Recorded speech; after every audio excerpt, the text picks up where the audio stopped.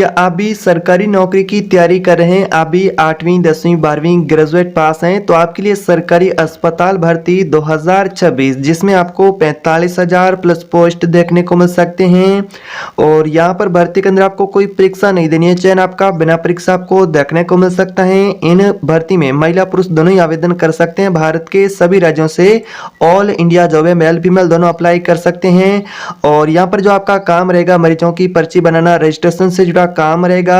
और यहाँ पर भर्ती की सबसे खास बात यह है कि कुछ पदों पर जो नौकरी है वो आपको अपने गांव या फिर नजदीकी क्षेत्र में जो सरकारी अस्पताल है वहां पर आपको नौकरी मिल सकती है।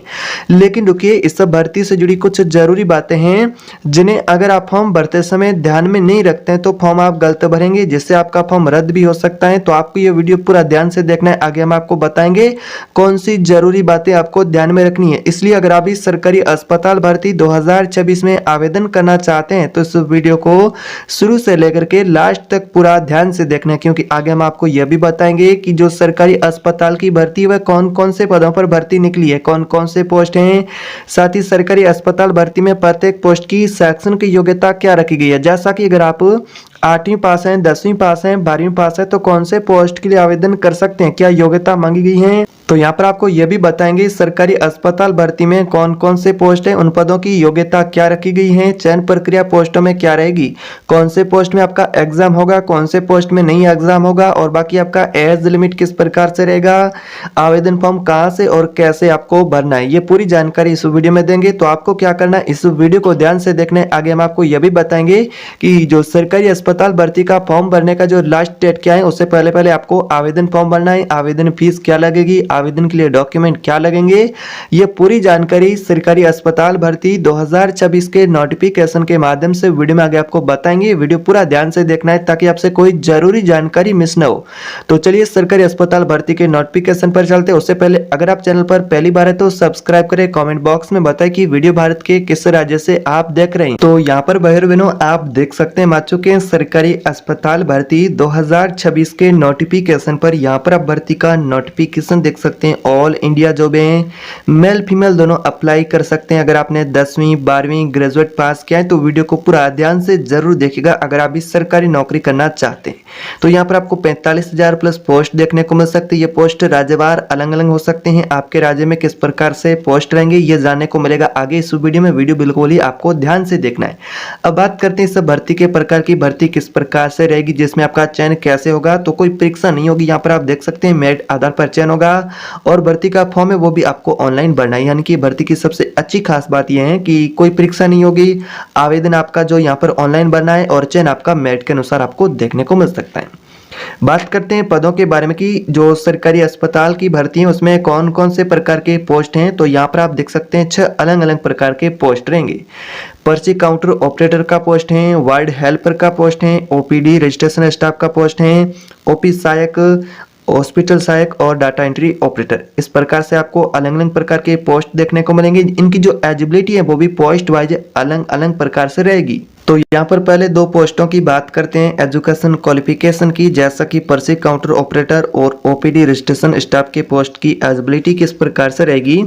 तो पर्ची काउंटर ऑपरेटर के पोस्ट में आपको 10वीं पास होना चाहिए न्यूनतम, और 12वीं पास है उनको भी प्राथमिकता दी जा सकती है। हिंदी पढ़ना लिखना आना चाहिए, कंप्यूटर का बेसिक नॉलेज आपको आना चाहिए, जो कि टाइपिंग आपको आना चाहिए, कंप्यूटर चलाना आना चाहिए। इसके अलावा बात करें डाटा एंट्री में, जहाँ पर आपको काम रहेगा जैसे कि ओपीडी रजिस्ट्रेशन स्टाफ के पोस्ट में डाटा एंट्री करना, रजिस्ट्रेशन से जुड़े यहाँ पर आपका काम रहेगा। इस प्रकार से यानी कि आपके लिए 2 पहले पोस्ट हैं, पर्ची काउंटर ऑपरेटर और ओपीडी रजिस्ट्रेशन स्टाफ की एलिजिबिलिटी रहेगी। बात करते हैं जैसा कि अगले 2 पोस्टों की, जो अगले 2 पोस्ट हैं जिसकी एलिजिबिलिटी किस प्रकार से रहेगी, हॉस्पिटल सहायक और वार्ड हेल्पर की।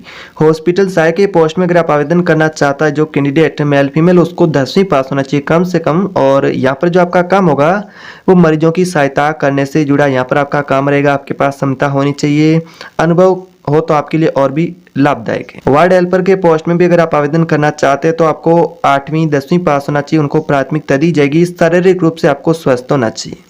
इस प्रकार से यहाँ पर आपके लिए 2 पोस्ट हैं। अगले जो 2 पोस्ट रहेंगे, इसकी जो एजुकेशन क्वालिफिकेशन की बात करें, ऑफिस सहायक और डाटा एंट्री ऑपरेटर। ऑफिस सहायक के पोस्ट में अगर आप आवेदन करना चाहते हो तो 12वीं और ग्रेजुएट आपको पास होना चाहिए, जैसा कि कंप्यूटर, MS वर्ड, एक्सेल जैसा आपको बेसिक नॉलेज होना चाहिए, टाइपिंग आपको आनी चाहिए, कंप्यूटर चलाना आना चाहिए। इसके अलावा डाटा एंट्री ऑपरेटर के पोस्ट में भी आपका 12वीं पास होना चाहिए आवेदन के लिए, ग्रेजुएट पास भी आवेदन कर सकते हैं। कंप्यूटर सर्टिफिकेट होना आपके लिए बेहद ही महत्वपूर्ण है। टाइपिंग की जो सामान्य गति है वो आपके पास होनी चाहिए, जो कि टाइपिंग आपको आनी चाहिए। अब बात करते हैं आवेदन और आपकी एज लिमिट की। तो आवेदन कौन कर सकता है और एलिजिबिलिटी आपकी एज लिमिट की किस प्रकार से रहेगी, छूट किस प्रकार से मिलेगी। तो पुरुष और महिला उम्मीदवार दोनों ही सरकारी अस्पताल भर्ती में आवेदन कर सकते हैं, चाहे आप ग्रामीण क्षेत्र के रहने वाले हैं, शहरी क्षेत्र के हैं, दोनों ही आवेदन कर सकते हैं। फ्रेशर उम्मीदवार है जो कि पहली बार आवेदन फॉर्म भरे जो कैंडिडेट, वो भी अप्लाई कर सकते हैं, आवेदन कर सकते हैं। आयु सीमा के बारे में बात करें तो 18 से 45 वर्ष के बीच में आपका एज लिमिट यहाँ पर आपको देखने को मिल सकता है, यानी कि न्यूनतम आयु 18 वर्ष, अधिकतम की बात करें तो 45 वर्ष। बाकी अगर आप SC, ST, OBC कैटेगरी से उम्मीदवार हैं, महिला उम्मीदवार हैं, तो सरकार के नियम अनुसार आपको आयु सीमा के अंदर छूट भी पोस्ट वाइज डिटेल के अनुसार आपको देखने को मिलेगी, पोस्ट वाइज आपको छूट मिलेगी। बाकी यहाँ पर आप प्रोसेस देख सकते हैं, आवेदन के लिए कौन एलिजिबल है, ऑल इंडिया कैंडिडेट एलिजिबल है, मेल फीमेल, एज लिमिट यहाँ पर आप देख सकते हैं। बात करते हैं चयन प्रक्रिया और आपके जॉब लोकेशन की। तो चयन प्रक्रिया किस प्रकार से रहेगी और साथ ही आपका जॉब लोकेशन किस प्रकार से आपको देखने को मिल सकता है। यहाँ पर आपका चयन होगा वो शैक्षणिक योग्यता के अंक हैं जैसा कि आपने प्राप्त किया, उसके अनुसार आपका चयन मेरिट के आधार पर होगा। डॉक्यूमेंट वेरिफिकेशन रहेगा, डॉक्यूमेंट आपके बिल्कुल ही सही होना चाहिए, कोई परीक्षा कोई इंटरव्यू नहीं है अधिकांश राज्यों में अधिकांश पदों पर। और बात करते हैं पोस्टिंग की, तो पोस्टिंग आपका जिला अस्पताल है, CHC है, PHC है, वहां पर आपको पोस्टिंग दी जा सकती है। सरकारी मेडिकल कॉलेज हैं, संभवतः नजदीकी जिले या फिर अपने ब्लॉक में भी पोस्टिंग मिलने की आपको संभावना रहेगी। अगर आप नजदीकी जैसा कि आपके गांव के अंदर जो प्राथमिक स्वास्थ्य केंद्र है तो वहां पर आपको पोस्टिंग दी जा सकती है। आपके गाँव पंचायत के अंदर नजदीक क्षेत्र में खाली जैसा कि पोस्ट है सरकारी अस्पताल के अंदर, तो वहां पर भी पोस्टिंग आपको दी जा सकती है। इस प्रकार से आपका सिलेक्शन प्रोसेस और जॉब लोकेशन यहाँ पर आप देख सकते हैं। बात करते हैं अब आपको काम क्या करना होगा इन पोस्टों पर। आपका काम किस प्रकार से रहेगा, मरीजों की पर्ची बनाना, रजिस्ट्रेशन करना, जो नए मरीज आएंगे उसका जो रजिस्ट्रेशन करना, उससे जुड़ा जो पर्ची बनाना है, OPD काउंटर संभालना, फाइल और रिकॉर्ड में सहायता करना, मरीजों को सही विभाग तक पहुंचाना। यहाँ पर जो सरकारी हॉस्पिटल के जो पोस्ट हैं उसमें यहाँ पर आप देख सकते हैं आपकी जो एलिजिबिलिटी उसके ही अकॉर्डिंग अलग अलग प्रकार के पोस्ट हैं, जो कि 8वीं, 10वीं, 12वीं ग्रेजुएट पास भी आवेदन कर सकते हैं। बात करते हैं आवेदन के लिए डॉक्यूमेंट क्या चाहिए। अगर अभी इच्छुक उम्मीदवार हैं, आवेदन करना चाहते हैं, चाहे मेल फीमेल कोई भी कैंडिडेट हो इसमें अप्लाई कर सकता है। आधार कार्ड आपके पास होना चाहिए, जो कैंडिडेट इसमें अप्लाई करना चाहता है स्वयं का आधार कार्ड होना चाहिए। बाकी 10वीं 12वीं ग्रेजुएट से जुड़ी मार्कशीट है। शैक्षणिक योग्यता प्रमाण पत्र के तौर पर आपका 10वीं 12वीं का मार्कशीट और ग्रेजुएशन से जुड़ा मार्कशीट डॉक्यूमेंट होना चाहिए।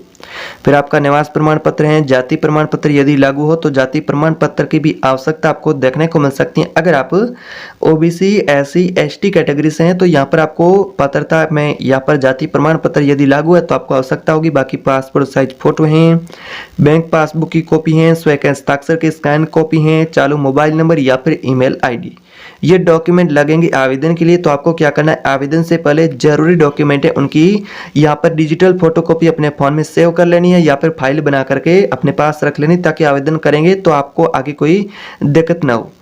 तो यहाँ पर आपके लिए कुछ इस प्रकार से जानकारी थी। ऑनलाइन अगर आप आवेदन करना चाहते हो तो यहाँ पर स्वास्थ्य विभाग की आधिकारिक वेबसाइट के माध्यम से नोटिफिकेशन चेक करने के बाद आवेदन भी कर सकते हैं। यह जानकारी केवल एजुकेशन पर्पज के लिए है। आवेदन से पहले संबंधित राज्य की स्वास्थ्य विभाग की आधिकारिक वेबसाइट अवश्य चेक करें, सरकारी नोटिफिकेशन अवश्य चेक करें। अगर आपको सरकारी नोटिफिकेशन दिखे तो ये आवेदन करना, अन्यथा नहीं। इस प्रकार से आपके लिए जानकारी थी। वीडियो में दी गई जानकारी उपयोगी लगी है तो वीडियो को लाइक करें, शेयर करें दोस्तों के साथ। कमेंट बॉक्स में बताएं कि वीडियो भारत के आप किस राज्य से देख रहे हैं। मिलते हैं नए वीडियो में नई जानकारी के साथ, तब तक के लिए जय हिंद।